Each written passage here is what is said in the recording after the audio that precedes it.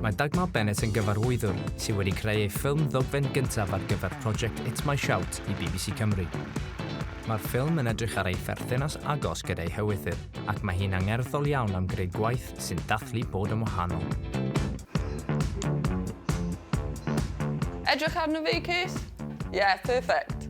When i moyn dathlu fe am person yn abl, when i moyn neud yn siŵr bod fe yn gael yn gweld fel y person, dim fel person yn abl. Do you remember this one? Oh, I'm a Blas. Nasty with brown hair I got. You haven't got any hair now? I'll have to buy a wig and all. Yeah. With Wncl fi di ysbrydoli fi i wneud ffilm achos sy'n mynd becso beth mae pobl yn meddwl.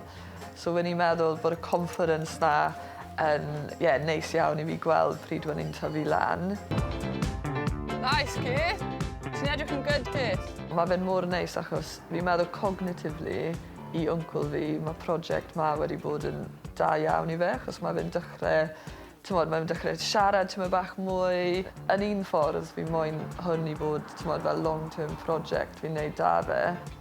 Ond fi moyn tynnu mwy o lluniau, a wedyn fi moyn gael exhibition. Felly beth oedd ymatebion dy wncl a dy deulu i'r ffilm? Mae Wncl fi yn y seren nawr. Wedd e'n gweud wrth o pawb fel, fi ar y teledu, a wedd pawb fel, really? Ond nawr mae pawb wedi gweld e, a wedd pobl o'r pentref yn meddwl bod fi wedi gweud y stori a narratif Wncl fi yn eitha stylish, in the right way.